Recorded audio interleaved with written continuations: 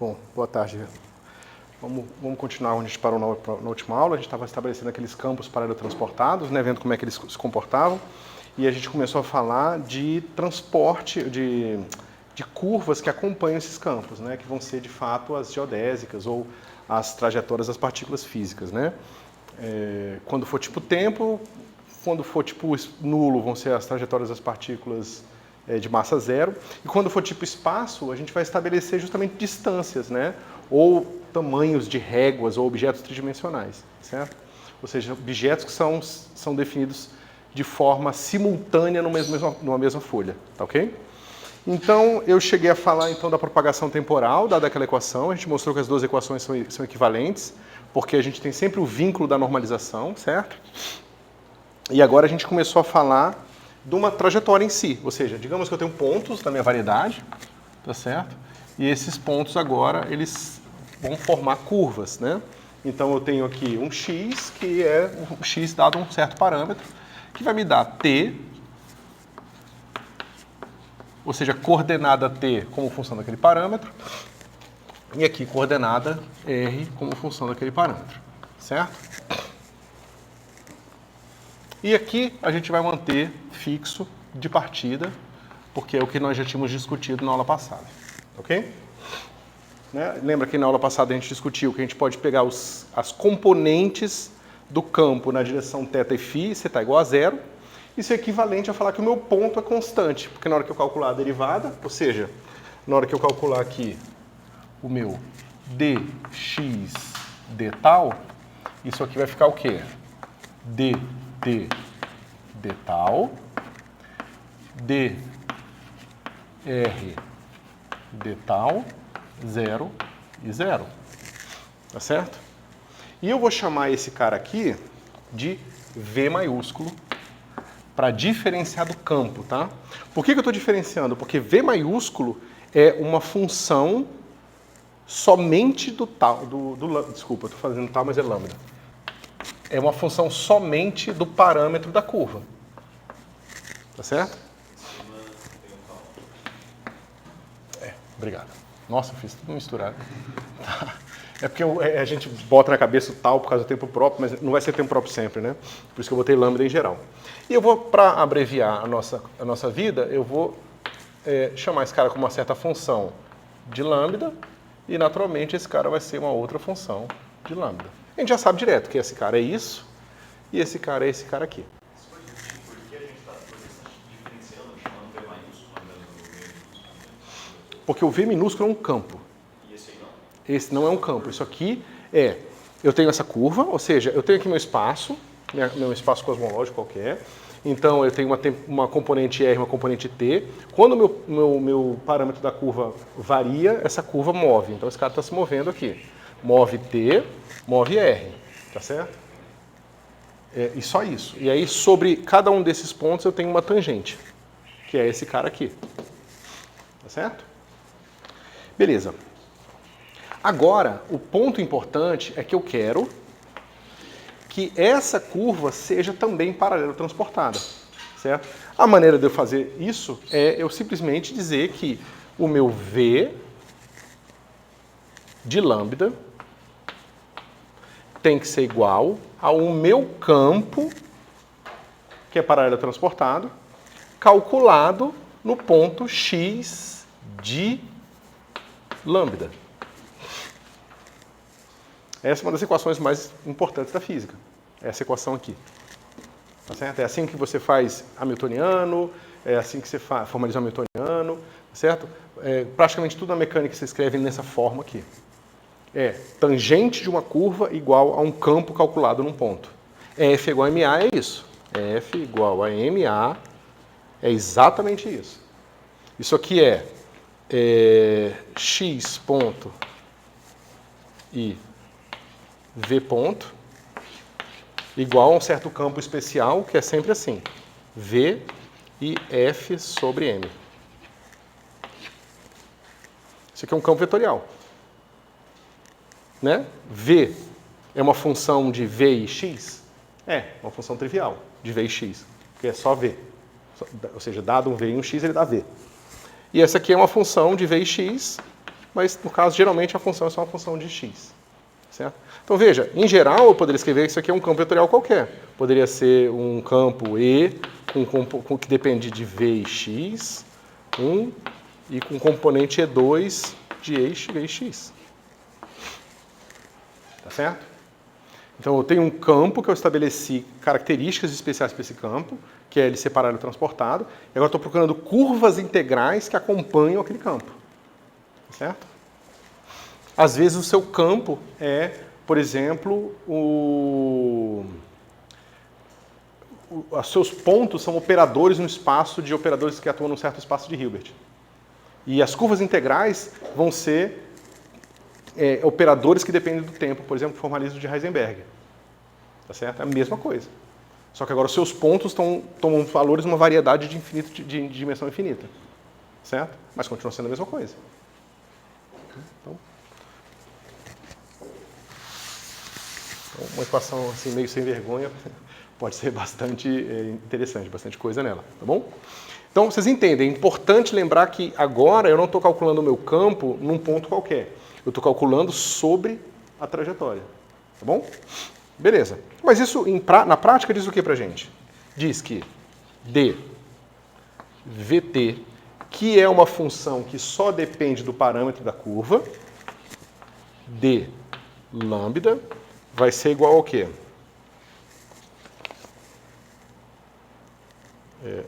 dv, né? Se eu derivar aqui dos dois lados em relação a lambda, isso aqui vai ser dv dt d lambda mais dv dr d lambda. Mas t depende de lambda porque agora é o t tal como o t da curva que a gente está acompanhando. Por isso que agora t é uma função do parâmetro. Tá certo? Mesma coisa para r. Só que isso aqui, pessoal, é vt. E isso aqui é vr. Tá certo? Então, del v del t dt vt. Tem que lembrar que isso aqui é uma função dos pontos do seu espaço-tempo, mas que está calculada sobre a curva. Então, esse cara também é uma função implícita de lambda, certo? Mais del v, espera aí um pouquinho, falta t aqui. Certo? Porque isso aqui é a mesma coisa de dizer que vt é igual a vt de x de lambda, né? E VR é igual a VR de x de lambda. Ok? Agora aqui embaixo vai ficar dv t dr vr. Tá certo? Ok. Só que a minha curva satisfaz essas equações aqui. Então eu posso usar agora as equações de movimento para reescrever a componente da velocidade da curva em termos do campo. Tá certo? Veja, aqui é a derivada do campo em relação à coordenada, a derivada da coordenada em relação ao parâmetro da curva. Isso aqui me dá uma componente da velocidade da curva, mas porque a curva ela acompanha o campo, eu posso usar essa equação para reescrever esse VT de volta como V minúsculo. Tá? Isso é essencial para entender tudo, tá? Ou seja, isso aqui vai ter VT del t VT mais VR del R VR. Lembrando que sempre aqui está todo mundo calculado em x de lambda. O vetor do campo está sendo paralelamente transportado é o V mais... É o V minúsculo. É o minúsculo. Minúsculo é o campo que a gente trabalhou o tempo todo até agora. Tá, ok. Agora o V maiúsculo é simplesmente um rótulo, um sinônimo da derivada temporal das coordenadas em relação ao parâmetro da curva. Tá certo? É só uma maneira compacta de escrever isso aqui. Mas isso satisfaz essa equação aqui, ó. Então, na prática, as condições iniciais vão estar no Tem duas coisas, cara. Para você definir o campo como um todo, você tem que definir o campo numa folha e propagar o campo para sempre. Tá certo? Uma vez o campo dado, as suas curvas também precisam de uma condição inicial. Porque uma vez que você tem um campo, você precisa dizer onde que a curva começa, né, para saber para onde que ela vai. Onde ela começa são as condições iniciais da sua curva. Tá certo? São duas coisas diferentes. Uma coisa é condições iniciais para o campo, para estabelecer um campo paralelo transportado. E outra coisa, uma vez que você tem um campo, você quer resolver equações desse tipo aqui, que eu estava falando para vocês, é basicamente tudo que a gente faz. Tá certo? Para resolver equações desse tipo, você precisa das condições iniciais desse cara aqui. Que é você quer saber o T0 e o R0. Você falou das condições iniciais da curva, mas teriam também do valor dele naquela curva. Porque essa é a condição inicial que eu penso. Como é que é? Desculpa. Você falou de condições iniciais para a curva. Isso. Eu preciso saber onde que ela começa, basicamente. Mas e o valor do campo naquele ponto da curva também é importante? Sim, mas veja, na ordem lógica que eu estou tentando estabelecer para vocês, primeiro a gente resolve aquelas equações não lineares complicadas e encontra o campo. Ok. Unicamente, ou seja, a gente dá as condições iniciais, condições de contorno, a gente faz tudo o que a gente precisa e determina o nosso V. Agora a gente tem um V completo, assim, a gente sabe quem é VT de T e R para todos os valores de T e R, e a gente sabe quem é VR de T e R para todos os valores de T e R. Então a gente estabeleceu o campo em todos os pontos do espaço agora. Ou pelo menos todos os pontos de um aberto onde está interessado em fazer nosso estudo. Certo? Agora que eu conheço esse campo vetorial, eu vou procurar curvas que acompanham o campo vetorial. Tá certo? É claro que eu preciso dizer onde que está começando a curva. Que é a condição inicial da curva. Eu entendo isso. É que para mim está um pouco confuso, porque parece que quando eu fixo condições iniciais para vizinho, automaticamente isso induz... Sim, induz um monte de coisas. Lesão, Sim, como as componentes Sim. têm que se comportar. sim. Porque basicamente uma coisa... Porque veja bem, você fala assim, eu estou definindo um campo que define os observadores isotrópicos. Quais observadores isotrópicos? Aquele que começou no tempo T0, R0. Aquele observador isotrópico. Então, uma coisa é o campo paralelo transportado, que ele já está te dando parte das condições iniciais da curva, se você quiser pensar assim. Tá certo? Mas qual observador isotrópico? Você ainda tem um monte de opções de qual escolher. Essa opção são as condições iniciais para essa segunda equação aqui. Tá certo? Se você escreve isso aqui direto como uma equação da geodésica, como as pessoas fazem, o que acontece é que você está colapsando tudo isso numa equação só. Aí vai virar uma equação de segunda ordem para T e R. Você vai encontrar derivadas segundas de T em relação a lambda, derivadas segundas de R em relação a lambda, e você resolve de uma vez. Tá certo? Mas como tem essa sutileza da definição do campo e depois como que a curva acompanha o campo, eu achei mais instrutivo fazer isso em duas partes. Principalmente porque, frequentemente, em cosmologia, quando a gente está falando de teoria de perturbação, a gente está definindo coisas que estão definidas em todo o espaço, a gente está trabalhando só com os campos e nem chega a falar dessas curvas especificamente. Elas nem são tão importantes para a gente. Tá certo? Por isso que eu fiz as duas partes para mostrar como calcular com uma e com outra. Certo? O tratamento padrão, vocês podem pegar no livro qualquer, vocês vão ver a equação de segunda ordem para geodésicas. Certo? Vai dar uma equação para D2 de xmi. Que aí tem o sino de Christoffel aqui, blá blá. Eu estou resolvendo isso em dois pedaços. Certo?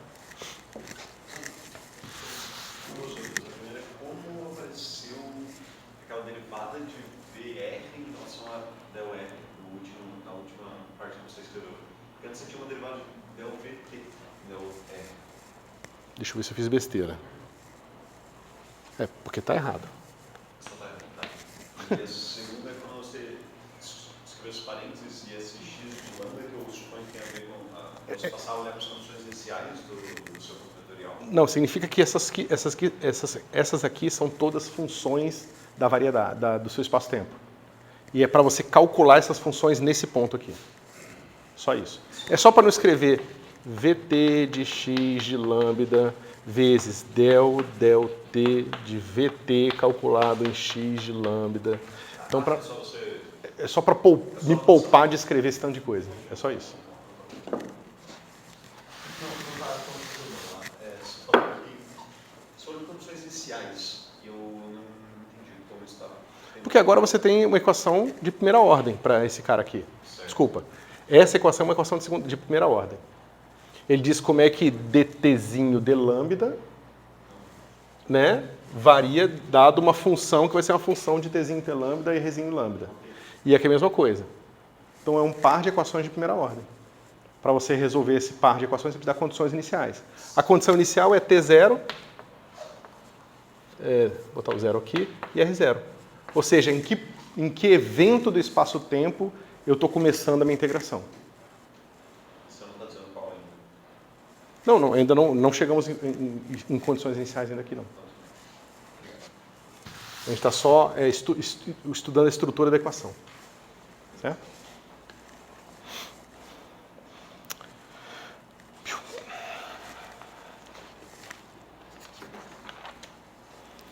Porém, a gente já fez essa conta aqui. Essa é uma das equações que a gente deduziu.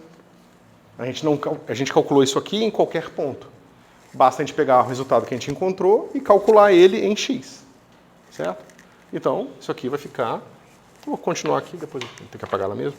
Bom, e vai ficar como isso aqui? Vai ficar menos a quadrado h sobre 1 menos kr VR quadrado.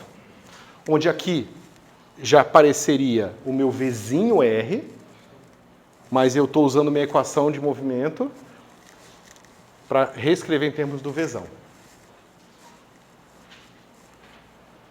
Agora, muito cuidado com isso aqui, porque essa aqui é uma função de quê? De lambda.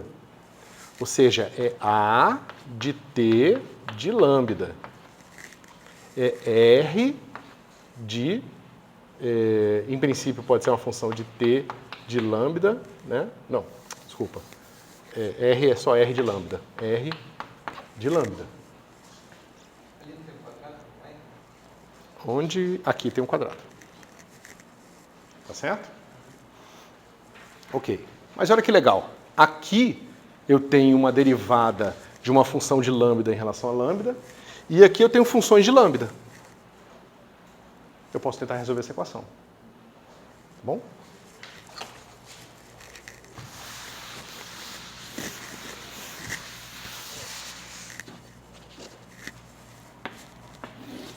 Professor, Pois não.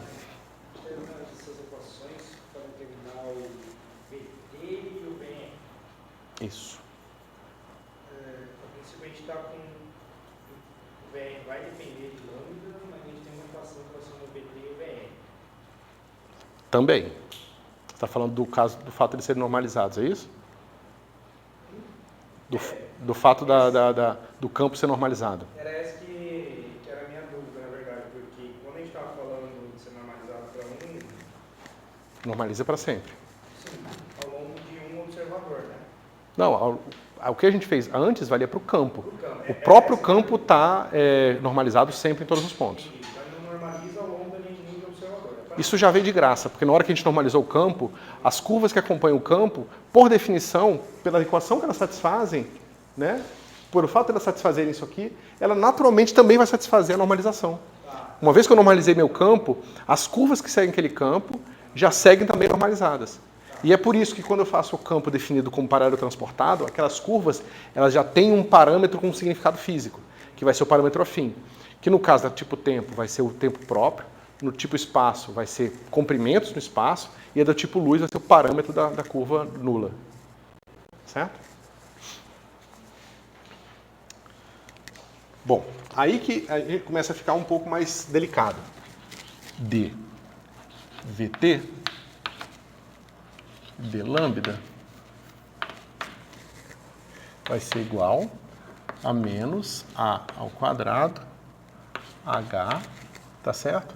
E eu vou definir de forma similar ao que eu defini para o meu Vzinho, o meu Vzão barra, tá certo? É a mesma coisa. Só que agora com as quantidades calculadas em T de lambda, R de lambda, tá bom? Então isso aqui vai ficar assim. V, nossa, eu acho que V barra R ao quadrado. Lembrando que isso aqui é uma função de lambda, tá bom? São V barra. Acho que Você não lava. Oi? Você não lava. Ah, desculpa. Vou botar a barrinha um pouco mais para cima, assim. Pronto. Tá? Eu vou forçando a barra. Tá forçando a barra. Na verdade, eu estava forçando a barra. Então, agora veja bem. T de lambda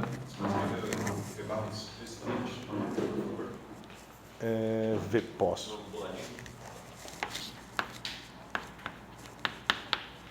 A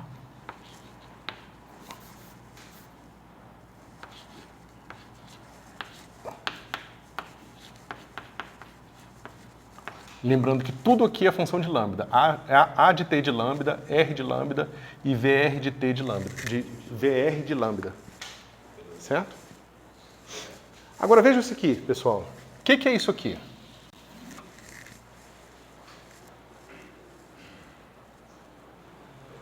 É uma função de R em R. Certo? Que me dá o parâmetro da curva e me dá um t. E eu escolhi essa função aqui, ó, para satisfazer a seguinte equação. dt de lambda igual a vt de t de lambda e r de lambda. Tá certo? Só que eu normalizei meu campo e na hora que eu normalizei eu encontrei que o meu vt vai ser igual a raiz de epsilon mais v barra r quadrado. Os detalhes disso aqui não são muito importantes, mas o importante é que eu escolhi o sinal positivo aqui. Quando eu escolhi o sinal positivo aqui e eu estou considerando, por exemplo, trajetórias tipo tempo, esse cara é 1. Então, não importa o que aconteça com esse negócio aqui, isso aqui é sempre um número positivo. Tá certo? Mas esse cara aqui, por mais que eu esteja agora calculando sobre a minha própria trajetória, continua sempre sendo maior que zero. Agora, se eu tenho dt de lambda maior que zero sempre, o que isso significa?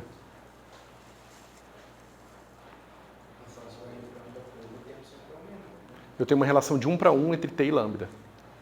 É uma relação monotônica ou monótona. Tá certo?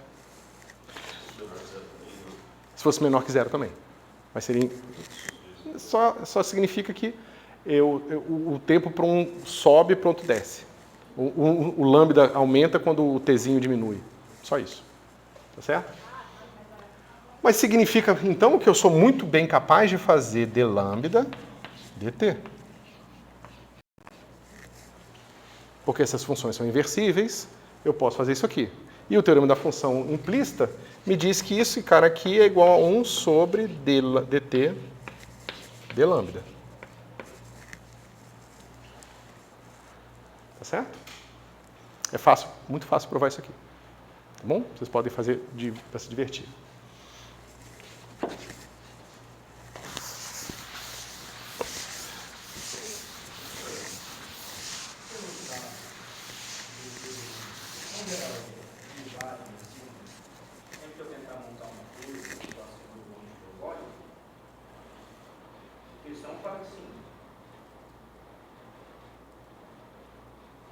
Se você garante que a componente zero é sempre estritamente positiva, sim. Agora, eu não sei se existem situações mais delicadas onde você tenta estabelecer um campo que tem sempre componente zero positiva, mas chega uma hora ela passa por zero ou fica negativa. Tipo, sei lá, no horizonte de eventos, alguma coisa assim, entendeu? Mas pelo menos numa porção da sua variedade, numa porção do seu espaço-tempo, você é sempre capaz de fazer isso. Se eu tenho um hiperbólico, eu tenho a função tempo, que é a função das folhas, e que sempre cresce. Uhum. Eu posso pegar a tangente associada... Não, se ele é globalmente hiperbólico, sempre vai existir pelo menos um campo com essa característica. Ah, entendi. Tá certo? Mas eu não sei se, às vezes, se você tenta construir um outro tipo de campo, ele vai ter também essa característica. Você precisa de campos que sejam globalmente definidos, que tenham essa característica. Se o seu espaço é globalmente hiperbólico, sempre vai existir pelo menos um. E você pode ter uma coordenada temporal que não Isso, exatamente. Você vai ter o relógio do cara que está com uma aceleração muito doida, que, né, por exemplo, se você sabe que o cara tem um rotacional, o teorema de Frobenius mostra que aquele frame definido para aquele que está girando não pode ser global. Então, aquele tempo definido para aqueles caras, uma hora vai falhar. Certo? Mas isso são casos mais avançados, a gente pode ver eventualmente. A princípio, então, as pode ser determinante. A norma pode ser negativa, normalizada negativa. Eu poderia escolher aquele Edson, sei lá, para ser menos V barra R ao quadrado. Pode. Aí vai dar problema nesse resultado. Não, aí nesse caso você quer as trajetórias, é tipo espaço. A gente vai tratar delas depois. Eu falei que daí não seria mais positivo. Não, mas aí justamente, aí o significado muda. Tá. Certo? Mas na verdade, bom, a gente vai chegar. Tá? É porque na verdade aí o tempo não passa mais. São curvas para as quais o tempo não passa. As curvas para as quais o tempo não passa são as curvas que ligam pontos simultâneos. As curvas que ligam pontos simultâneos são as curvas que definem objetos geométricos na sua variedade, no seu espaço. Então, por exemplo, imagina que você tem entre o planeta Terra e uma certa galáxia que você observou uma régua. Né? Essa régua ela é representada por essa linha instantânea numa certa folha. E, por incrível que pareça, isso vai ser fundamental para a gente entender distâncias cosmológicas, porque nós somos incapazes de entender, não somos incapazes não, mas é muito difícil para a gente entender distância se não for em termos de objetos extensos. Porque a gente sempre pensa, a distância que eu estou da porta é equivalente a uma régua que poderia sair daqui da minha perna e chegar na porta, entendeu?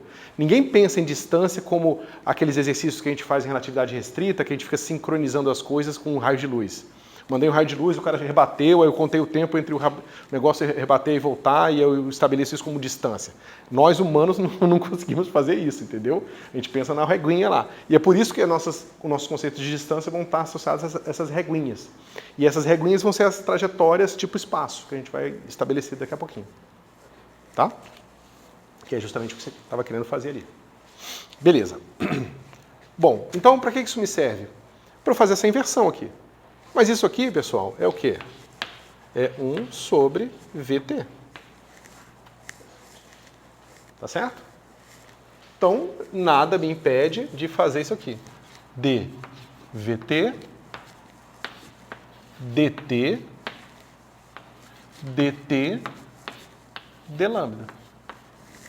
Posso reparametrizar minha curva pela relação que eu encontrei entre o tempo coordenado e lambda para a mesma curva. Eu vou reparametrizar minha curva usando a relação entre o tempo coordenado e o parâmetro da curva e o parâmetro da curva. Não sei se foi isso que eu falei da primeira vez, mas a ideia é a mesma. Tá certo? Você vê que é um negócio bem delicado. Tenta fazer essa conta sem pensar no V maiúsculo. Tenta fazer com V minúsculo. Você vai ver que você vai chegar numa dificuldade bem grande. Porque aqui é o relógio daquele observador. E o relógio está preso nele. Está andando junto com ele. Então, se está mudando o R, está mudando o T, né, não interessa. É o relógio que ele tem no pulso. Entendeu? E é o fato desse relógio que ele tem no pulso ter uma relação de 1 para 1 com o tempo coordenado que me permite inverter essa brincadeira e falar qual é agora o tempo coordenado como função do parâmetro do relógio do pulso do cara, do observador. Entendeu? Que é o que eu estou fazendo aqui. Ó. Imagina que o meu observador está andando nessas variedades. E essas variedades elas têm um rótulo. Toda vez que eu mudo de folha, eu consigo ver esse rótulo T. Tá certo? Aí eu olho o meu relógio e vejo quando o meu relógio dá 1 minuto, quanto é que estava T. 2 minutos, quanto é que estava T. Aí eu faço uma relação de 1 para 1. Eu acabei de mostrar que essa derivada é positiva. Então, essa relação que eu vou ter entre o valor do relógio do meu pulso e esse rótulo T vai ser de 1 para 1. Como é 1 para 1, eu posso inverter. Eu posso ter T de lambda, lambda de T, tanto faz. Tá bom? Mas para que isso me ajuda? Porque agora eu tenho essa equação aqui, vai ter menos, só que olha que beleza. Agora H voltou a ser de T. Tá certo?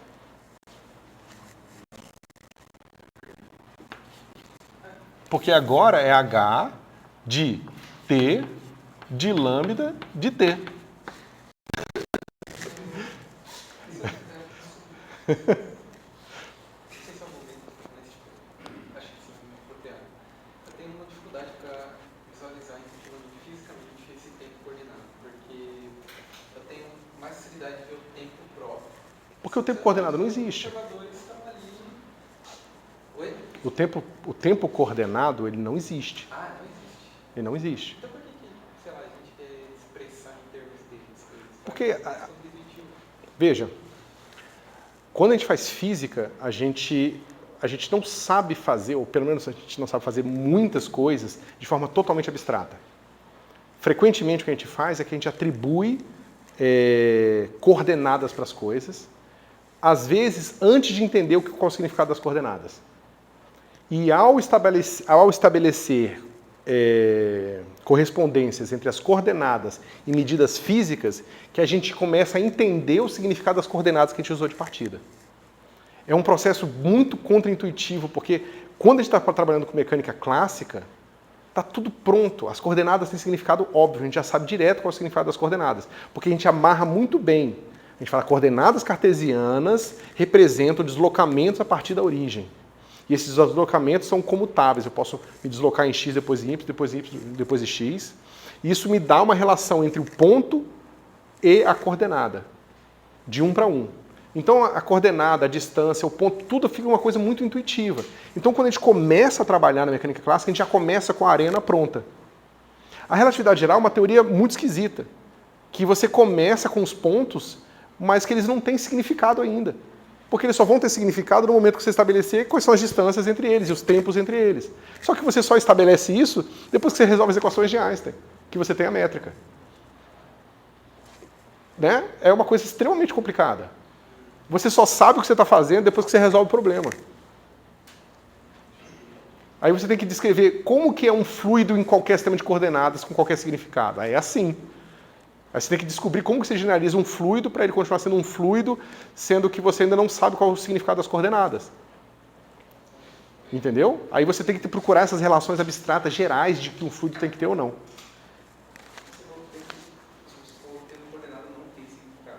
A priori. De partida ele não tem significado. Mas, por exemplo, na hora... Oi? A gente já viu. A gente já viu que as trajetórias tipo tempo dos campos que estão fixos na direção T, o relógio dos observadores mede aquele T.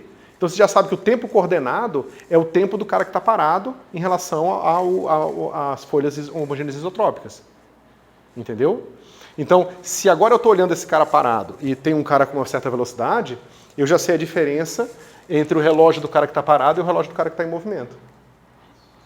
Se esses caras depois pararem, se encontram no lugar, eles olham os relógios e veem que vai ser exatamente dado por isso aqui. E isso a gente mede. Na realidade restrita tem vários experimentos famosos. Tem chuveiro de onda de partículas ultrarrelativísticas que vêm do universo, de algum tipo de evento cósmico.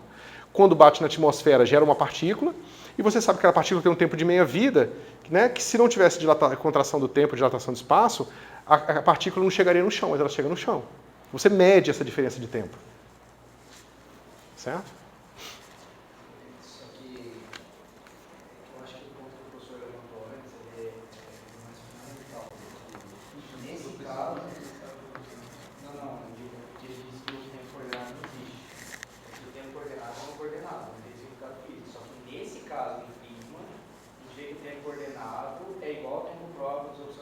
Isso. Mas, em geral, esse coordenado não tem significado físico. Isso. Se você fala assim, vou escrever minha métrica. Métrica G é G mini dx mi dx mi. O x0 aqui, não tem significado nenhum. Você precisa definir quem é G, estudar as geodésicas, e aí você começa a associar, né, as características que observadores mediriam com essas coordenadas x0, x1, x2, x3.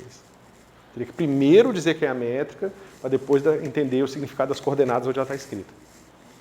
Por isso que teve muitas e ainda tem confusões, assim, não na compreensão, não tem nada de errado na relatividade geral, mas que as pessoas acabam se confundindo porque é muito complicado. Né? Você precisar fazer toda essa triangulação e sincronização das coisas para entender o significado daquilo que você está fazendo. certo? Além da liberdade de calibre, porque basicamente, às vezes você não percebe que você está escrevendo a mesma coisa com coordenadas diferentes. Aí na hora que você começa a tentar dar significado para as coisas, você fala, mas espera um pouquinho, eu já conheço isso aqui. Ah, não, é que eu escrevi, sei lá, Schwarzschild numa coordenada nova. Eu não duvido nada que tem um monte de paper no passado que os caras republicaram Schwarzschild 1000 vezes, só que em coordenadas diferentes, pensando que tinha descoberto um novo buraco negro, mas na verdade era o mesmo, e era, sabe, a mesma coisa, menos de uma transformação de coordenadas. Esse tipo de coisa pode acontecer. Certo?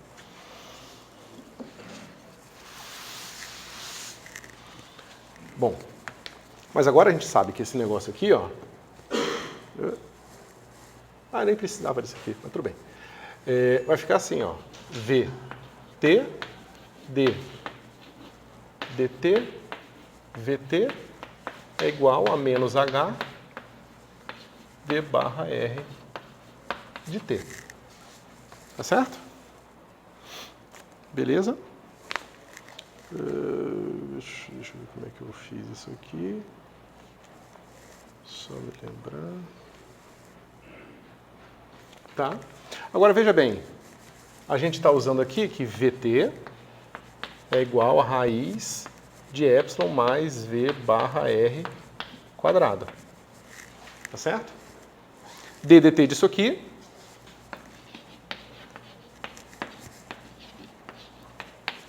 vai ser 1 sobre raiz de epsilon mais barra R quadrado. Derivada desse cara aqui vai ser V barra R del V del T. Para não confundir, que é derivada total, tá? dVdt de V barra R. Tá certo? Mas isso aqui é o próprio VT. Se eu substituir de volta aqui, eu vou obter o quê? O VT que está aqui vai cortar com aquele lá, aí vai ficar assim. VR barra dVR barra dt é igual a menos HV barra R quadrado. Eu corto esse cara com esse cara aqui e eu tenho V barra R dt é igual a menos HV barra R. Tá certo? Cortei ali com o VR que apareceu do outro lado. Não, H ao quadrado estava errado. Nunca foi. Nunca foi. Desculpa, pessoal. Tá? Só que qual é a solução dessa equação?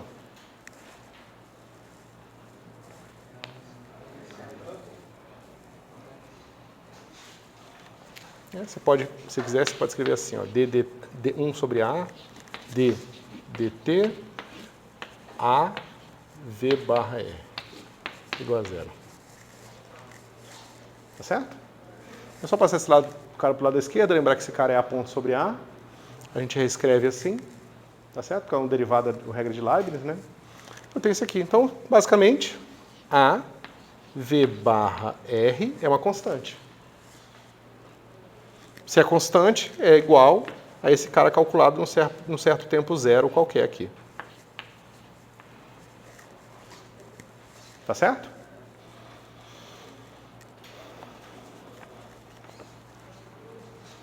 Ou seja, deixa eu pegar aqui direitinho. Opa. Isso. V barra R é igual a A0 sobre A, V0 barra R. Tá certo? Então o VT também vai ser constante. Constante não. Porque esse cara não é constante, né? Ele tem 1 sobre A aqui. Ah, tá. É verdade. Então, sobre... Vai ter uma dependência complicada com o fator de escala lá no VT. Então você vai ver que o tempo que aparece para uma curva qualquer não tem a ver com os tempos que vocês estão acostumados a ver.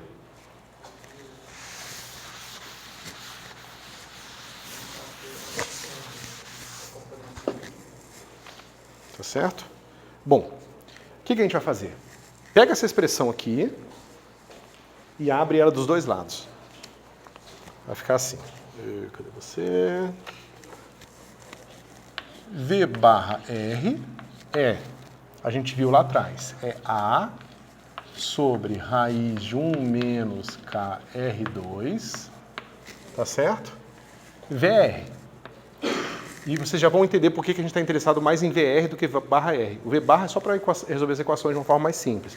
Mas o VR é a derivada de R em relação a lambda. Então é ele que vai conter a informação sobre a nossa curva, certo? Então quando nós fizermos isso aqui, ao fazer isso aqui, a gente vai ter A.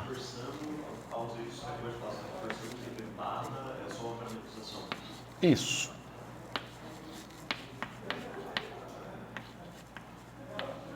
Eu poderia ter facilitado minha vida e escolhido o R0 igual a 0, tá? Para só fazer sempre da origem. Mas eu não vou fazer isso não, porque não precisa. Certo? E aqui eu vou ter o quê?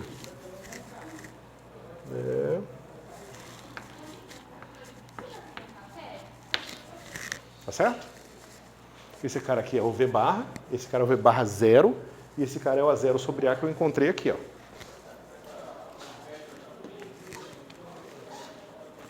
Todo mundo viu? Ou seja, a gente chega no resultado de que VR vai ser igual a raiz de 1 menos KR2 dividido por 1 menos KR2 zero. Não precisa do parênteses aqui não. E aqui eu vou ter A0 sobre A ao quadrado e aqui V0R. Então você vê que o nosso VR ele depende dessa forma aqui, quadrático. Ele vai quadraticamente com o fator de escala e ele depende de R, viu?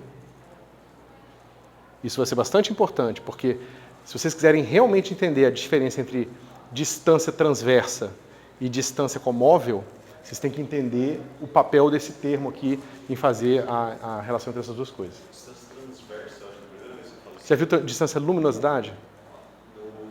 Distância luminosidade, você já viu? Distância luminosidade? É. Então você vai ver daqui a pouco. Tá? Beleza. Bom, agora a gente vai fazer o seguinte. Deixa eu ver.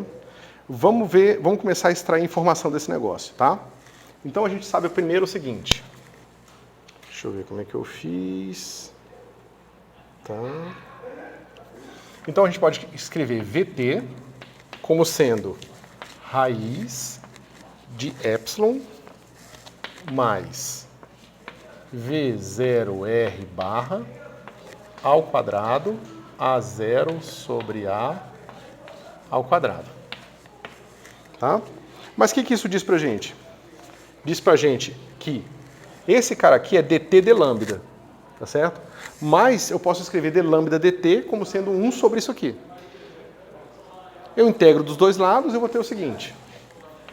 Lambda menos lambda 0 vai ser integral de A de t sobre A0 dividido por raiz de epsilon A ao quadrado sobre A0 ao quadrado mais V0R barra ao quadrado dt. Tá certo? Vamos ver os limites dessa expressão para a gente entender o que está acontecendo. Aqui.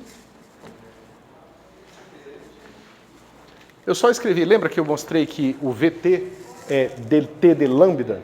E eu mostrei que dt de lambda é 1 sobre d lambda dt? Então, eu fiz isso aqui. Aí eu integrei. Certo? Aqui, é claro, T0 a T. Então, ó, veja, você dá a velocidade inicial do cara, você consegue calcular o tempo que ele vai medir. Tá certo? Em relação ao T, que é o tempo dos caras que estão andando quietinhos. Tá certo?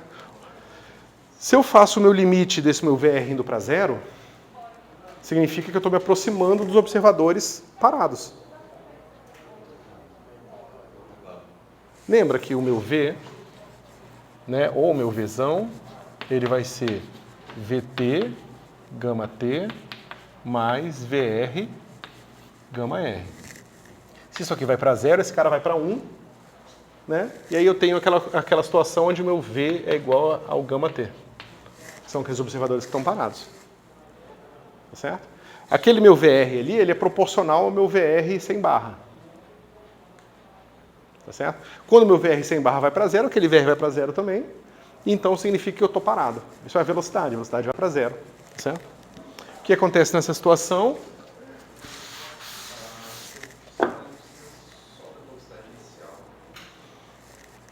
Quando acontece nessa situação, eu tenho que a diferença do meu lambda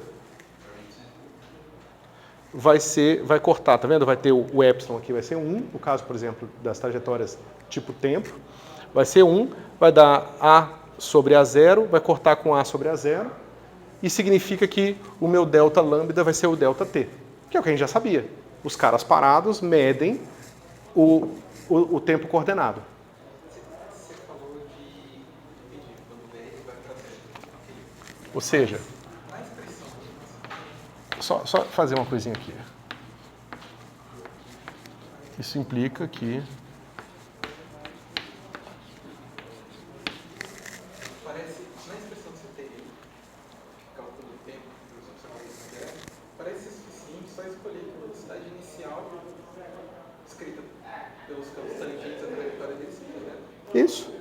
Ou seja, Se a velocidade é zero, ela continua zero sempre, e o tempo que aquele cara mede é o tempo dos observadores parados mesmo, porque ele está a velocidade zero. E se o meu V0 vai para o infinito? Ele pode ir porque esse é o quadrivelocidade, né? A quadrivelocidade ela não está limitada por C. Ela vai de zero a infinito. Ou de menos infinito a mais infinito. Certo? É basicamente aquele fator gama vezes V. E o fator gama, quando você se aproxima de C, ele vai para o infinito. Certo? Tá? Então, nesse caso, você tem que o seu T, ele vai se aproximar de uma integral assim, né? T0 a T, de A sobre A0, né? 1 sobre módulo de V dt. Tá certo? Mas se esse cara vai realmente para o infinito, isso aqui vai dar para zero. Ou seja, esse cara realmente, no infinito exato, é o fóton, é a partícula sem massa. Então, você vê que o tempo que a partícula vai medir é cada vez menor. Quanto mais ultra-relativístico ela for, quanto mais próximo da velocidade da luz ela estiver, menos é o tempo que ela vai medir. Somado a essa integral engraçadinha aqui do fator de escala. Engraçadinha porque ela só aparece nesse contexto. A gente praticamente não usa isso na cosmologia, tá certo? Entendi o seu último comentário, Paulo. Pensa que eu estou trabalhando, por exemplo, quem está trabalhando com neutrino e precisa trabalhar com, sei lá, com aquela... Como é que é o nome que o pessoal chama? Não é fluorescência, é outro nome.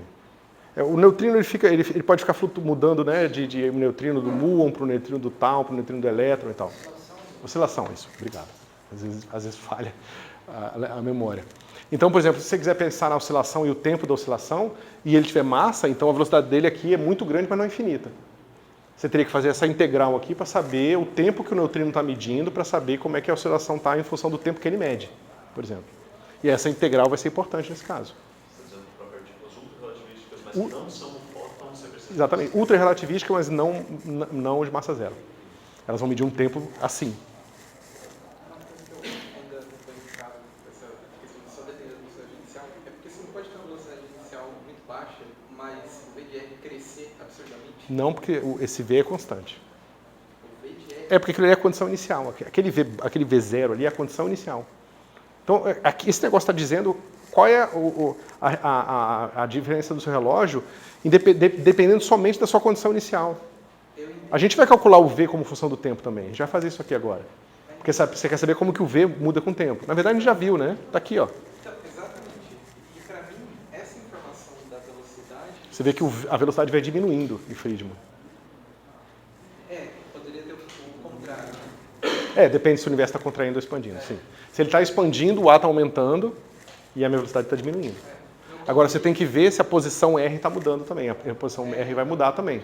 Tem que ver um pouco. Mas assim, se você quiser pensar no caso plano, em que K é zero, você já vê de cara que as coisas vão esfriando em Friedman. Né? As partículas têm uma certa velocidade, devido a uma certa temperatura de um gás, por exemplo, quando o universo expande, o gás esfria. Porque a velocidade de todo mundo está diminuindo, os momentos estão diminuindo. Isso vai ser importantíssimo para o que a gente vai ver em seguida. Tá certo? Que é toda essa parte de termodinâmica e mecânica estatística dessas partículas, dos gases, da formação dos elementos primordiais do universo. Tá certo? E é só porque o universo... se o universo não esfriasse, se isso aqui não acontecesse, se as geodésicas não fossem essas, Friedman obviamente não seria uma boa aproximação para o nosso universo. Porque o universo começa quente e esfria. E o que está esfriando o universo é a expansão dele. Certo? A gente não estaria aqui para fazer a aproximação. Porque eu acho que ia ser difícil formar estruturas complexas só com hélio e hidrogênio quente, né? Talvez exista, imagina, pode ter existido milhões de civilizações de estruturas complexas formadas no gás de hélio primordial. Mas, bom, eles junto com os cérebros de Boltzmann vieram, sumiram e foram embora, a gente nunca vai mais saber deles. A gente vê todas essas curvas que estão andando, mas que ainda são inerciais, né? Que a gente não vai estar São. A gente poderia usar Iniciais no sentido que são livres, né? Isso. Sem aceleração, isso. Poderia usar essa classe de observadores como uma congruência de observadores fundamentais equivalentes, assim como em Sim, claro. Entendi. Claro. Parametrizatura em termos deles e tudo. Isso. Você pode fazer toda a sua teoria de perturbação em torno desses caras. E talvez isso seja útil em algum contexto. Entendi. Tem algum grupo de simetria parecido com a transformação de Lorentz nesse contexto? No sentido que se eu pego observadores inerciais, encosto, você conecto eles por transformação de Lorentz. Tem uma classe de transformações também. E principalmente ela seria útil porque você teria funções que são constantes, por exemplo, densidade de energia em Friedman vai ser constante na folha. Só que na hora que você for para uma classe de observadores inerciais que estão com movimento, não vai ser mais constante. As densidades de energia vão ter uma dependência bem simples, mas é sempre assim. Na direção do movimento, a densidade aumenta, a densidade diminui. Justamente porque os pontos que são simultâneos numa folha não vão ser simultâneos na outra. Então as folhas para esses caras vão incluir densidades de tempos diferentes da foliação anterior. Então você vai ter um universo aparentemente inhomogêneo, mas a inhomogeneidade vem toda do fato da foliação que está usando não ser a mais apropriada. A gente não explora muito isso em cosmologia, mas talvez tenha coisas interessantes para se fazer, principalmente com referenciais locais. Porque muito do que a gente... Teve muita gente que, durante muito tempo, ainda acredita que esses problemas que a gente tem de medida de H0, né, que é basicamente a função de Hubble, que é essa aqui, que a gente tem discutido em algum lugar aqui, a gente mede ela usando radiação cósmica de fundo e a gente mede ela usando observações locais, de estrelas, de supernovas e tal, de galáxias, né? E quando você compara as duas, aparentemente tem uma tensão estatística, ou seja, existe uma probabilidade pequena da gente ter medido essas duas coisas corretamente da forma que a gente mediu, certo? A gente chama de uma tensão. Mas tem gente que fala, mas espera um pouquinho, as medidas locais talvez sofram influência do referencial local, que tem a ver justamente com o fato de que a gente está medindo coisas aqui dentro da Via Láctea, né, e das galáxias mais próximas, enquanto a CMB a gente está medindo lá longe, né, num raio muito maior, tá certo? Só que é muito difícil, porque aí você tem que começar a fazer esse corte e costura de espaços-tempos, em que você sabe que a média do espaço-tempo é Friedman, mas localmente, claramente, ele não é Friedman. Em volta do buraco negro é Schwarzschild. Mas como é que eu descrevo uma coisa que é Schwarzschild localmente, mas Friedman globalmente? De forma matematicamente precisa, ninguém sabe fazer isso ainda. Envolve toda essa teoria de média de tensores, como é que você faz média de tensores, bitensores, tensores que são tensores em dois pontos do espaço ao mesmo tempo. Então, são coisas complicadas, certo? Mas... Só uma última coisa. Então, dá para fazer projeções com esses caras também, mas a princípio, então, eu vou perder isotropia porque eles vão ter uma... Vai perder isotropia e homogeneidade. As folhas não vão ser, as folhas vistas por esses caras não vão ser mais homogêneas isotrópicas. Mas aí só vai existir, então, uma congruência de observadores fundamentais que vê o universo como... Exatamente. Isso é importante. Tá, beleza. É única. Em Friedman, né, existe somente uma congruência. Então não existe lugar privilegiado no espaço. A gente conseguiu fugir disso, né? Mas a gente não conseguiu fugir do existe uma direção do tempo privilegiada. Continua existindo uma direção do tempo privilegiada. O que é estranho. Você pensar, Um universo, por isso que Einstein e outras pessoas no começo do século passado ficavam um pouco assim angustiadas com o fato da relatividade geral não dar soluções estáticas e maximalmente simétricas, né? Friedman não é maximalmente simétrico. A gente perde parte do grupo de isometrias gerais que você tem, por exemplo, em Minkowski ou de Sitter ou anti-de Sitter, né? Por isso que muita atenção foi feita para a teoria de campos em Minkowski, que é o que todo mundo faz, é o que chama de física de partículas na prática, e a parte de de Sitter e anti-de Sitter também. Certo? Ok. Então, a gente já viu o que acontece com o tempo desses caras, né? Esse cara aqui é muito importante, justamente porque ele vai falar para a gente que o quanto mais próximo da velocidade da luz, menor é o tempo que eu estou medindo, né? Aqui a gente tem como que esses caras estão se comportando. E se a trajetória for nula, esse meu epsilon aqui é zero de partida, tá certo? Então, se o meu epsilon é zero de partida, o que eu vou ter? Lambda zero vai ser igual. Aí tem que tomar cuidado aqui que é o seguinte. Agora isso aqui é 1 sobre módulo de V0R barra integral, não é aproximadamente, tá? É igual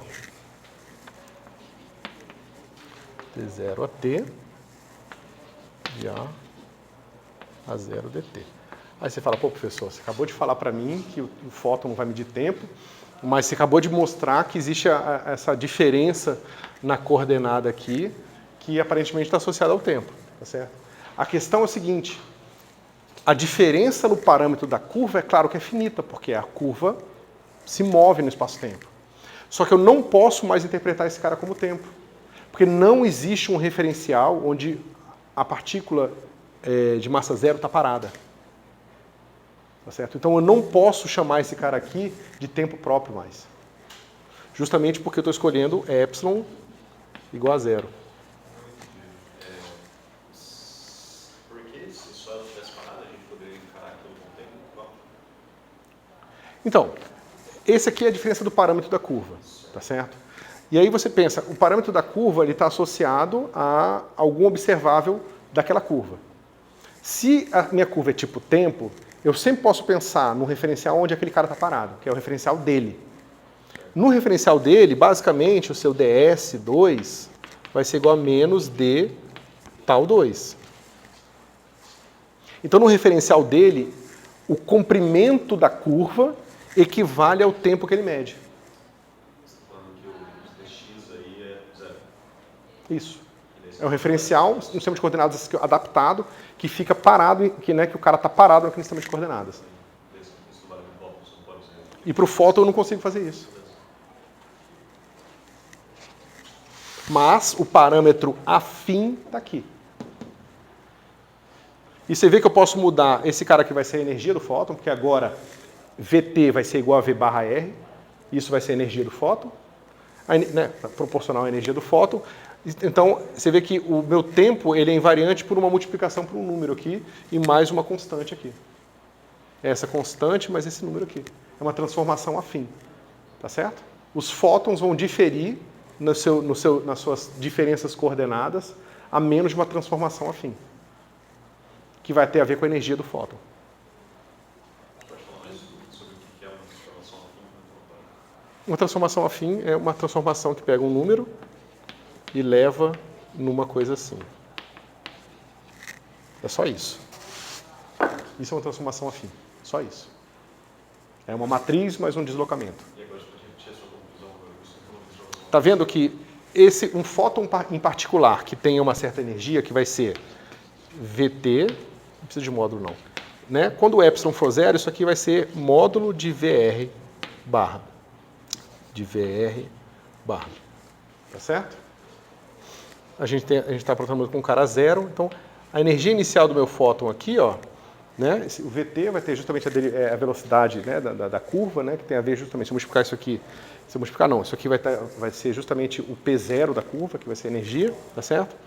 Então, essa energia vai aparecer aqui, se eu substituir esse cara por esse cara aqui, e eu vou ver que a diferença da coordenada do fóton é igual para todos os fótons a menos de uma transformação afim.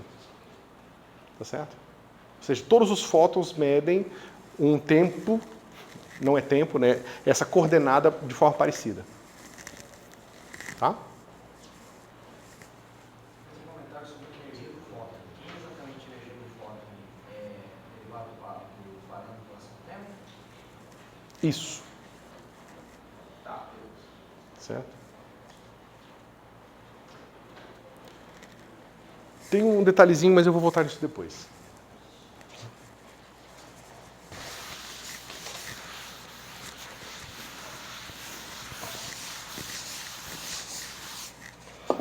Basicamente, você pode estabelecer características do fóton estudando como que ele, por exemplo, rebate numa barreira. Porque aí você estuda o momento do fóton, entendeu? E aí do momento você tem essa relação aqui, então do momento do fóton você tira a energia. Em termos de coisas mensuráveis, né? Porque se você quiser pensar na energia de uma partícula, tipo, né, uma partícula física com massa, aí você consegue fazer isso usando a massa, entendeu? E a velocidade. Aqui você basta usar o momento do fóton. Tá? Ok.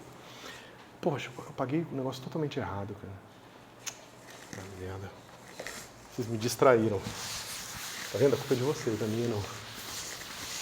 Bom, beleza. Vamos voltar para o VR agora. A gente tem o quê? Que dVR d lambda é igual a... Não, desculpa. dr d lambda é o meu VR.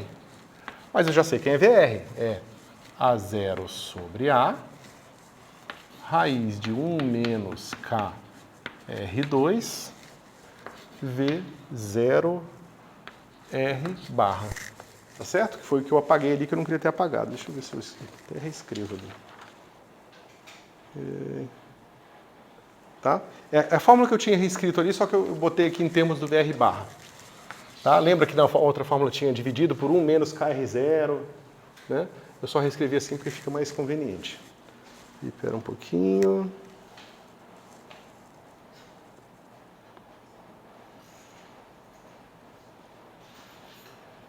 Ah, tá. Isso. Tá ok? É que um A0 entrou dentro do V0 barra, tá? Só para ficar claro, fazer assim.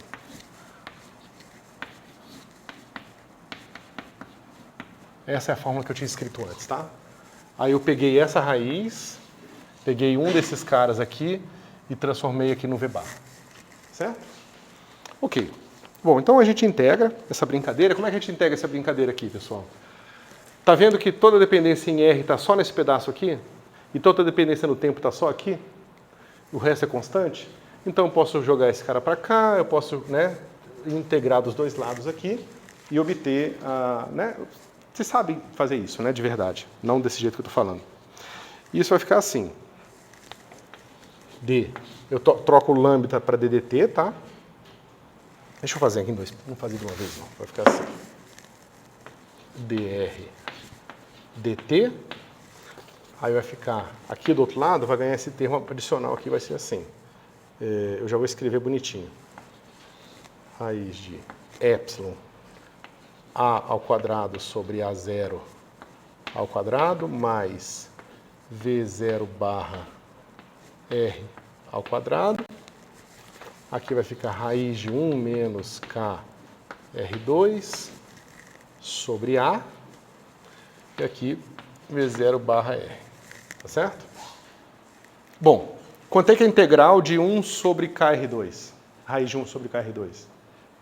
Todo mundo sabe de cabeça que é seno, arco seno, né? Então isso aqui vai dar dt de arco seno de raiz de KR dividido por raiz de K. Tá? Se você derivar esse negócio aqui, você vai descobrir que isso aqui é igual a 1 sobre raiz de 1 menos KR2. Tá certo? É simplesmente mais uma dessas derivadas da vida, né? E aí vai ser ddt, então aqui vai aparecer V0 barra R dividido por um Azinho aqui e mais essa brincadeira. Epsilon A ao quadrado sobre A0 ao quadrado mais V0R barra quadrado. Tá ok? Então, nós temos que inversa do seno de raiz de K R sobre raiz de K é igual a essa integral aqui. Aí esse cara vem para fora e vem uma integral aqui, de T0 a T. Aqui, pessoal, eu integrei dos dois lados e, para simplificar minha vida, eu vou escrever uma constante lá. Eu não vou escrever seno, inversa de seno de R0 não, tá bom? Então, esse cara vai ficar assim, 1 sobre A, 1 sobre, aí vem aquela mesma raiz de antes, epsilon A ao quadrado sobre A0 ao quadrado, mais V0R barra quadrado, tá certo? dt, mais uma constante qualquer aqui, que é esse cara aqui calculado em R0, tá certo? Beleza. Então, eu estou vendo que essa coordenada R, de alguma forma, está relacionada com essa integral aqui. Tá bom? Então, vale a pena a gente dar uma olhada nos limites dessa integral. Quando o meu módulo desse cara aqui é muito menor que 1, ou seja, eu estou me aproximando do caso dos observadores parados, esse meu seno, menos 1 de KR sobre raiz de K, vai ser igual a A0, V0 barra R, integral de dt sobre A ao quadrado. Tá certo? Mais uma certa constante aqui.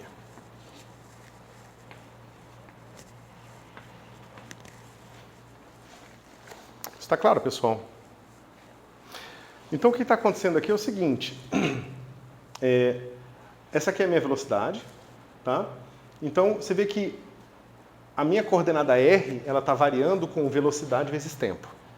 Só que o tempo que esse cara está medindo é dt sobre A2. É integral de dt sobre A2. Certo? Ou seja, VT, V delta t, onde o delta t é o novo número aqui. Tá ok? Ok, mas é claro que se a velocidade for muito pequena, então esse termo aqui já é pequeno como um todo, tá certo? Então o deslocamento é muito baixo. Se o deslocamento é muito baixo, eu posso aproximar esse cara aqui pelo argumento, vai ficar R proporcional a VT. Tá certo? Mas veja, um observador parando, ou com velocidades muito baixas, ele continua percebendo a expansão do universo. Tá? Claro que se esse intervalo for muito pequenininho, o seu fator de escala é praticamente constante, corta o fator de escala aqui e a coisa fica mais ou menos igual, tá certo? Mas, em geral, pode ser que você veja o negócio aqui. Ou seja, o cara andando bem devagarzinho, talvez tenha algum observável cosmológico interessante que possa vir disso, entendeu? O cara andando bem devagarzinho, você consegue perceber a expansão do universo medindo a diferença do R em relação à velocidade dele, mas agora com o fator de escala. Certo?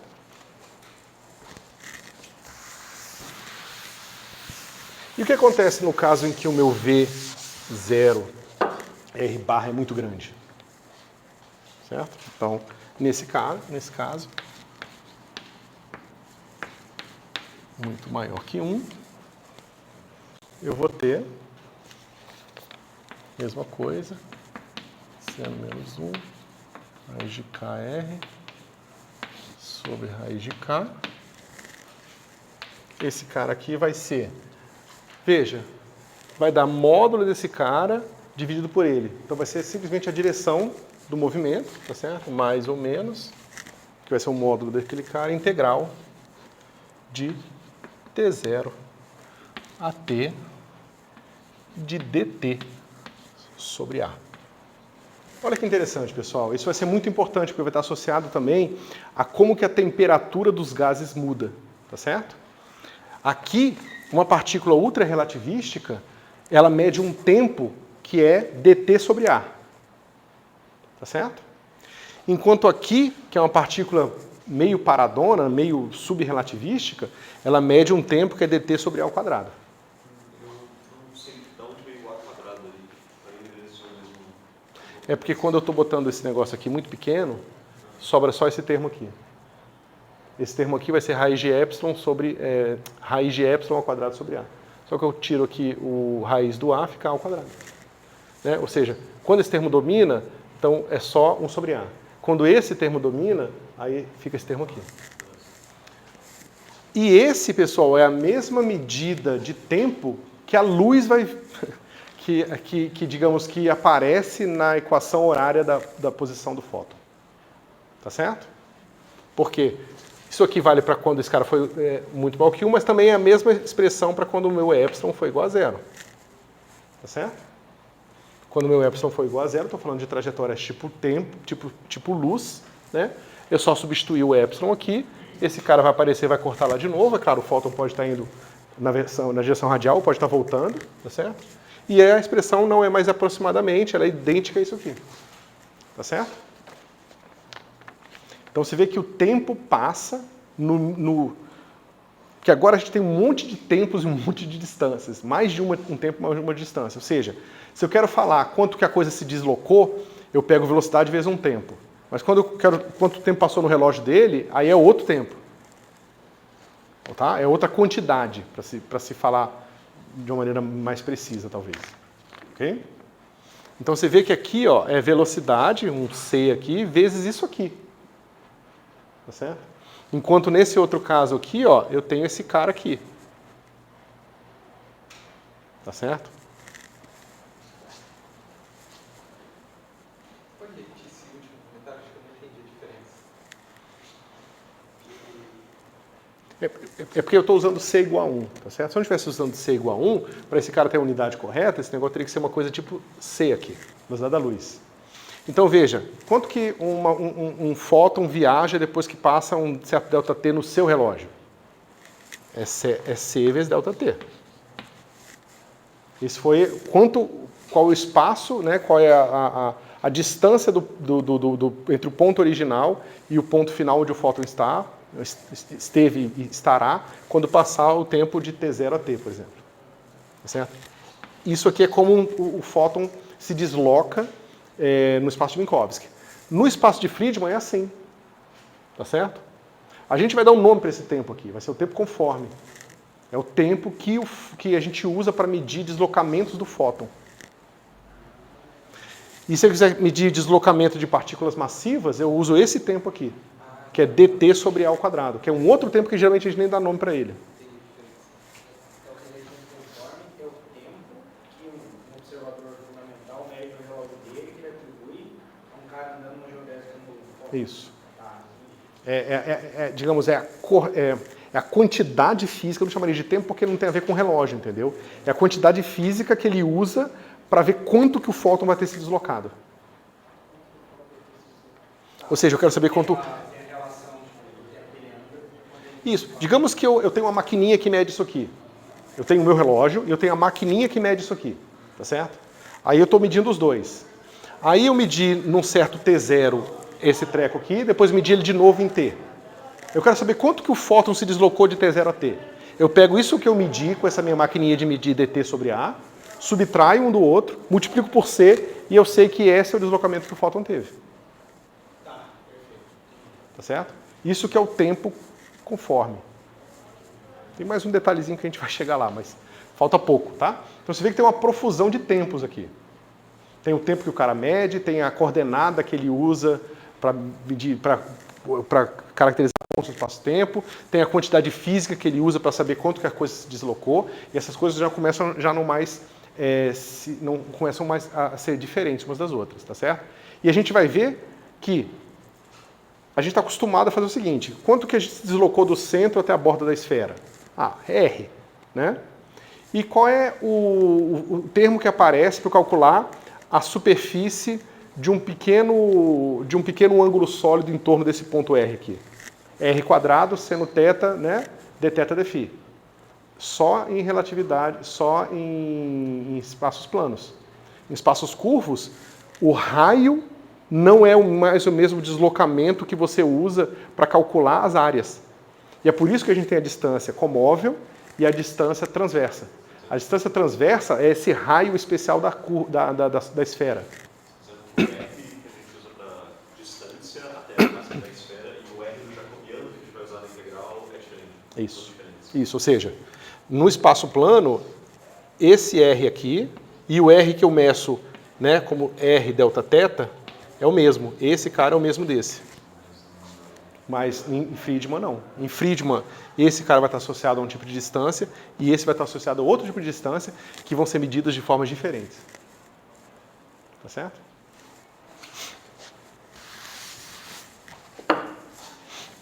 Ok.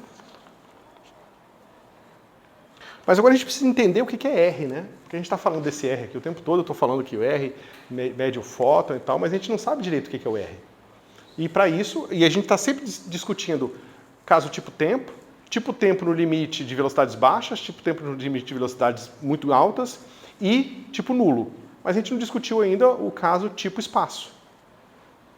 Tá certo? Para a gente discutir o caso tipo espaço, a gente vai discutir um caso especial, que é o caso tipo espaço, mas eu não quero que seja tipo espaço que saia da minha folha. Porque eu não quero definir coisas que começam numa folha e terminam na outra.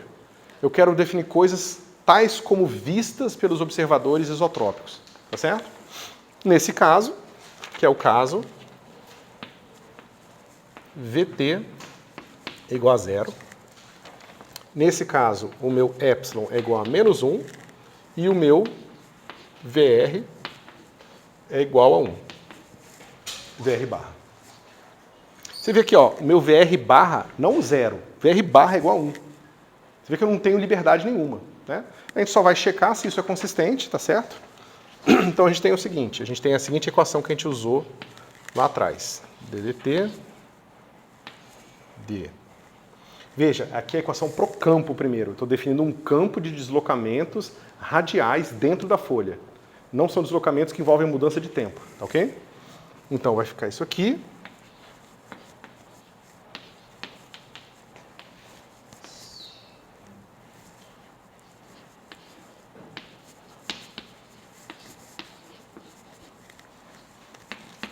Menos H V barra R VT. Tá? Essa foi uma das equações principais que a gente obteve lá atrás. Agora vamos ver o seguinte. Eu posso escolher meu VT igual a 0 aqui? Se eu escolher meu VT igual a 0, esse termo aqui vai embora. E esse termo aqui vai embora. Tá certo? Mas isso vai implicar que isso aqui é verdade se del V barra R del R foi igual a 0. Certo? Mas o que isso quer dizer? O que isso implica para a gente?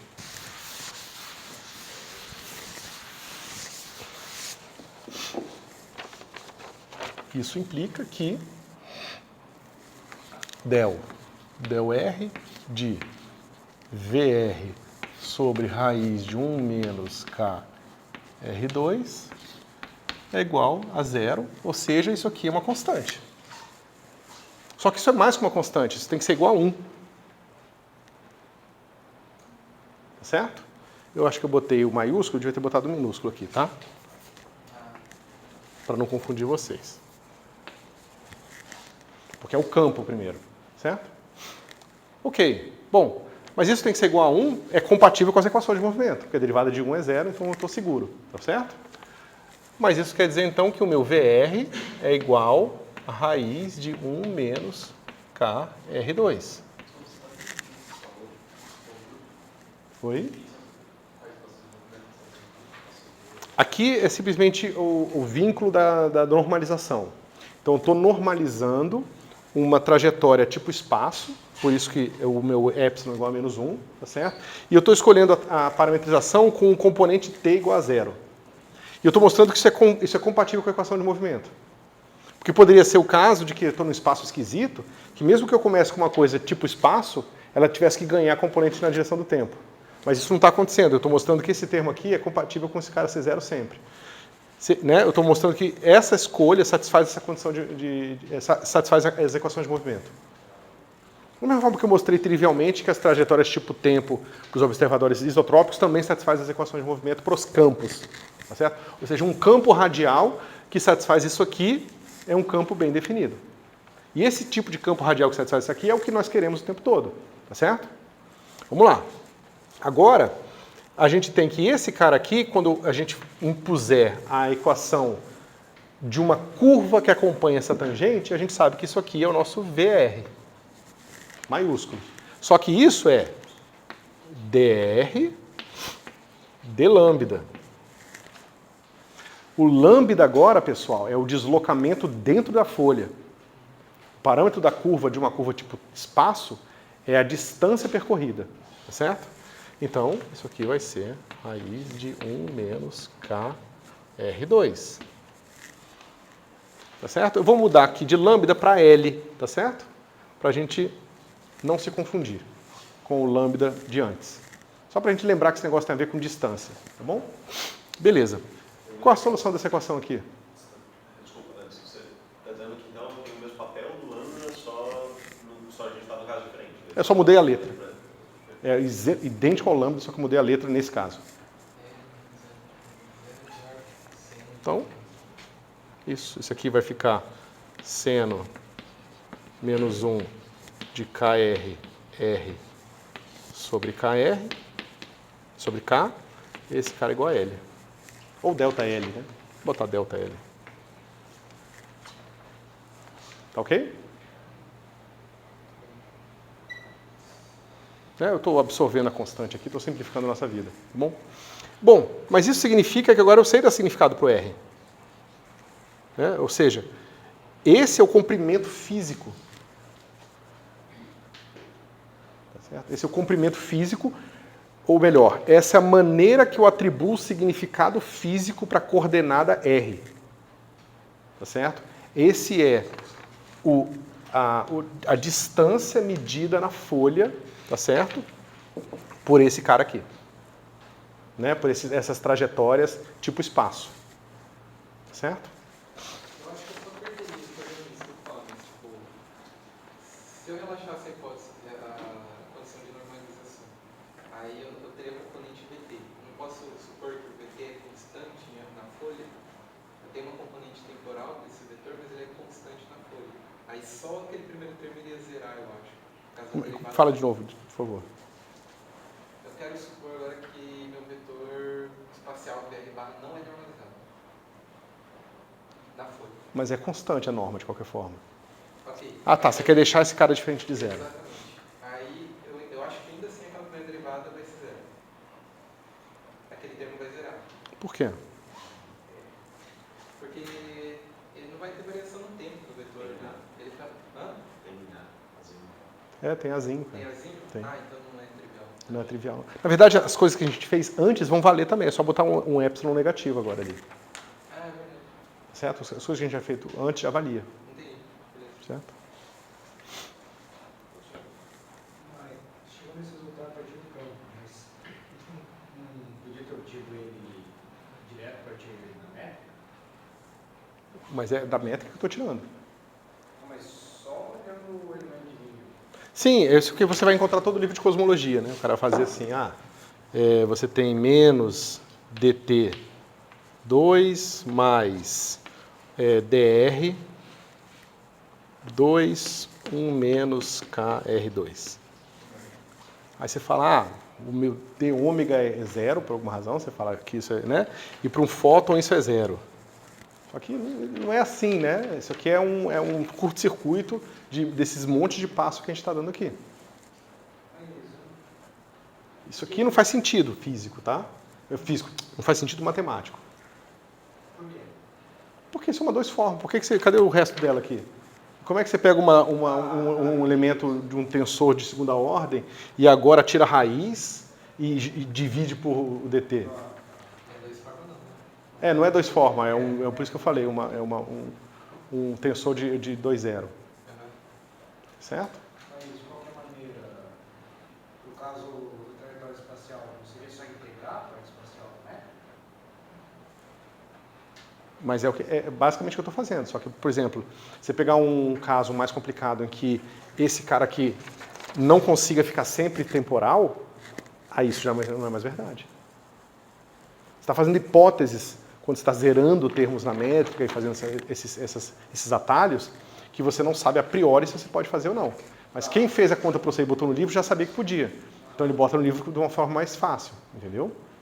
E eu estou mostrando para vocês como que vocês, na hora que vocês estiverem confrontados com uma métrica nova, diferente, ou que vocês querem trabalhar com uma coisa mais complicada, como é que você vai ter, digamos, o arsenal para poder tratar esse problema e entender o que está acontecendo mesmo. Certo? Você vai ter que definir quem são as geodésicas. Porque, primeiro, quem diz que esse negócio vai ser geodésica? Porque você está supondo que vai ser uma geodésica, né? Quando você isola esse negócio aqui, e essa vai ser a geodésica tipo luz. Mas quem diz que isso é verdade? É tão fácil de ver olhando para cá? Eu diria que, assim, dando um passo a mais, a gente observa quando a gente escreve a lagrangiana, né? Porque aí vai entrar o elemento lá lagrangiana e o vínculo que Lagrangiana? A lagrangiana é uma partícula livre andando no espaço-tempo curvo, Aham. que vai dar basicamente um elemento de linha.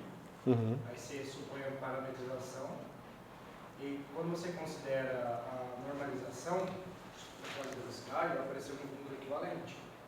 Que é equivalente? Um vínculo... Vai aparecer um vínculo equivalente à normalização. Uhum. Você está dando vários passos para escrever a equação da geodésica. Não, a equação geodésica é a equação de movimento da lagrangiana. Né? Isso, é o que você tira da lagrangiana. Isso. Então, você escreve a lagrangiana para eventualmente escrever a equação da geodésica. Por isso que eu falei que você está dando vários passos para escrever a equação que a gente estava escrevendo. Só que você também pode analisar esse tipo de condição a partir desse vínculo da normalização da quadro-velocidade. A diferença é que... Qual o vínculo da normalização? Posso escrever? Pode, pode.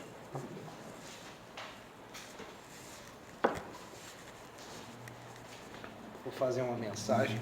Oi, mãe. Aqui a minha mãe assiste as suas aulas do YouTube de vez em quando. Ah, tá bom. Eu estou falando... Posso pagar aqui? Pode, pode. O que eu estou tentando falar, e você fala se faz sentido ou não, é que a gente escreve esse cara aqui, Uhum. que eu entendi o seu ponto, que isso aqui formalmente não é diferencial, é uma métrica e tudo mais. Uhum. Só que quando a gente escreve o vínculo de normalização da velocidade em termos de um parâmetro, isso aqui vai dar essencialmente, tem aquele atalho, você divide tudo pelo parâmetro, mas vai dar alguma coisa como índice quadrado igual a c quadrado, t ponto quadrado, mais a quadrado, vou colocar aqui x ponto quadrado, porque aqui quando eu estou falando que ponto é derivada em relação ao parâmetro que você escolheu. Uhum. Aí o que eu estou tentando falar é que, perdão, aqui para ficar mais formal tem que colocar um epsilon, né, que vai dizer se é tipo tempo, tipo luz. Tudo bem. Só que a gente não poderia brincar com esse tipo de informação integrando as coisas nesse Mas é exatamente o que a gente está fazendo. É o que a gente está fazendo, mas parece que a gente está definindo muitos campos e tudo mais que você disse para justificar as hipóteses físicas por trás. Isso. Qual que é a vantagem de fazer nesse formalismo, ao invés de lidar com esse tipo de coisa ou com a lagrangiana que dá geodésica? Veja bem, Só para esclarecer. nesse caso específico, o que vai acontecer é que você tem esse cara aqui, você sabe que esse cara aqui, basicamente o que você escreveu é o seguinte, você escreveu v.v igual a menos epsilon. Você falou que a métrica calculada nesses dois vetores, né, atuando nesses dois vetores, é uma constante, que é o que a gente já sabia de partida. Então, de partida, você já está usando uma informação que você não tem direito. Você está falando que aquele negócio é uma constante, mas você precisa provar que esse negócio é uma constante. Isso é constante para geodésicas. Então, você já está tirando do bolso que esse negócio aqui é uma constante. Poderia ser uma função qualquer do tempo lambda.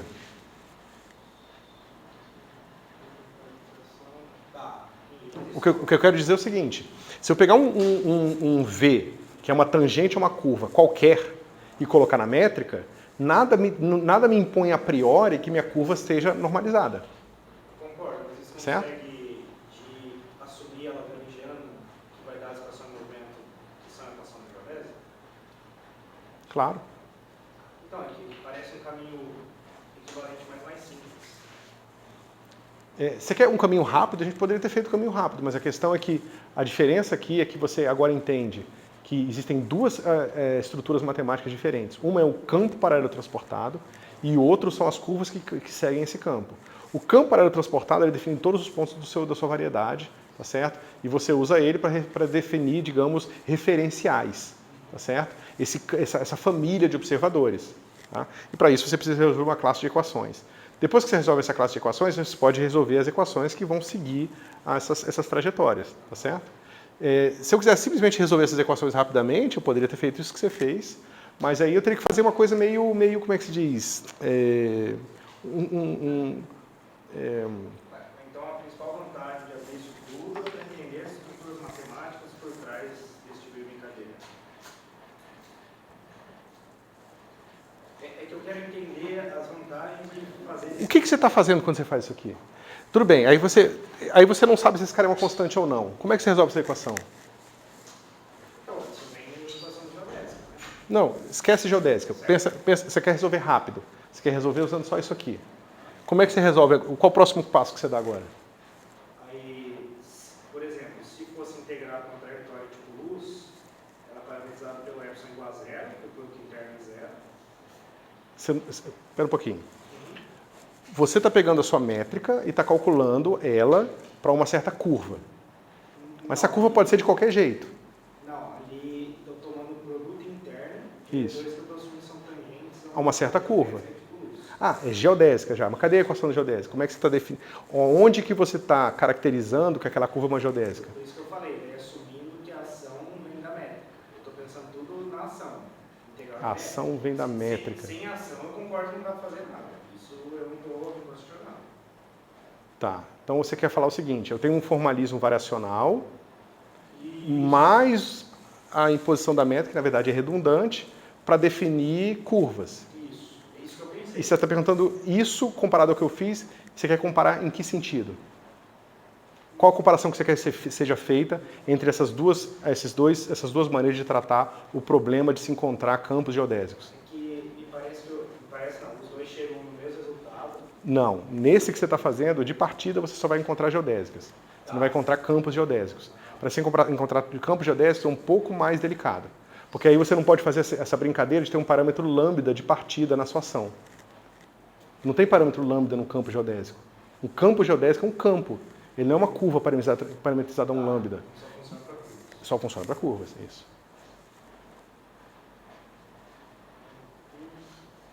Mesmo ao menos as condições iniciais, o perto vai ter uma classe de curvas, vai seguir a equação geodésica ao fluxo com condições iniciais diferentes. Aí você tem que tomar bastante cuidado, justamente, porque aí você precisa fazer a construção do campo a partir das curvas. É bem mais difícil do que a construção das curvas a partir do campo. Porque aí você precisa justamente pegar a equação da geodésica, dar uma classe de condições iniciais e mostrar que aquela classe de condições iniciais é tal que as geodésicas não se cruzam e, portanto, definem um campo de uma forma precisa. Mas isso não é garantido pelo teorema da extensividade? Não, de forma alguma. É só você ler o Minkowski. Minkowski, você tem um negócio aqui, você bota um monte de condições iniciais aqui, só que umas estão vindo para cá, outras estão vindo para cá. Daqui a pouco elas se cruzam. Esse negócio aí é um monte de curva que você deu numa folha, cada uma com velocidade diferente, só que algumas vão cruzar com outras. Vão cruzar com outras e isso não vai definir um campo. Mas mesmo com a geodésica? Mesmo com a geodésica, claro. Qual o problema? Você tem duas geodésicas que se cruzam. Um cara começa aqui, um cara começa aqui. Pensa em Galileu, né? Mecânica 1. Ele está querendo construir a congruência a posteriori. Eu estou falando que ele pode construir uma congruência a posteriori que não seja uma congruência boa, porque possa se cruzar. Essa congruência que se cruza, ela não define mais um campo. Tá, mas se cruza só no espaço, você está falando. Porque se cruzar Só no espaço. de fase, daí a condição inicial é invariante. Sim, aqui a gente nem está falando de espaço de fase, por enquanto. Tá, pode ir. Tá certo? Dá para fazer, tá? Mas é mais delicado. Porque aí você precisa construir, ou seja, você está falando o seguinte, tá, eu posso definir um campo, só que agora o meu campo vai ser construído assim. Eu vou definir uma equação de movimento para pontos, a partir das equações de movimento para pontos eu vou dar uma classe de condições iniciais numa folha e vou definir agora o meu campo como sendo essas condições iniciais arrastadas ao longo da folha, ao longo das folhas. Mas uma pergunta que talvez soe boba, mas por que eu vou querer definir o campo? Não é claro isso para mim. Por que você vai definir o campo? Porque tudo que a gente faz é em torno do campo. Quando você fizer a teoria de perturbação, um fluido não está preocupado com a trajetória de um ponto.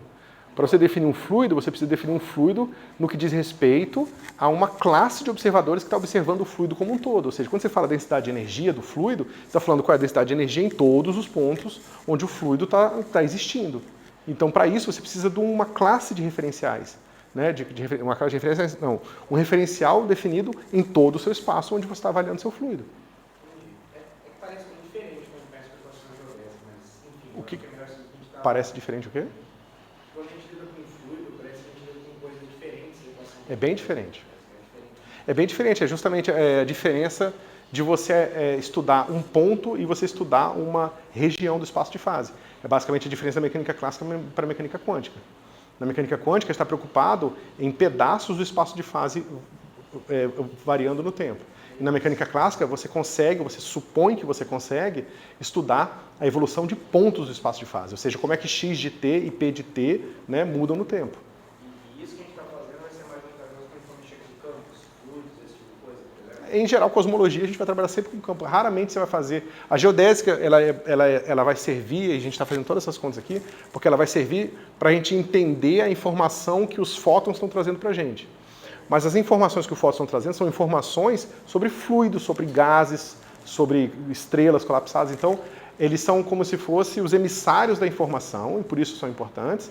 Mas, por exemplo, na hora que você quiser pensar que o seu fóton atravessou o universo, ele atravessou o universo até chegar em você e foi percebendo todos os fluidos ao redor, ao longo da sua trajetória.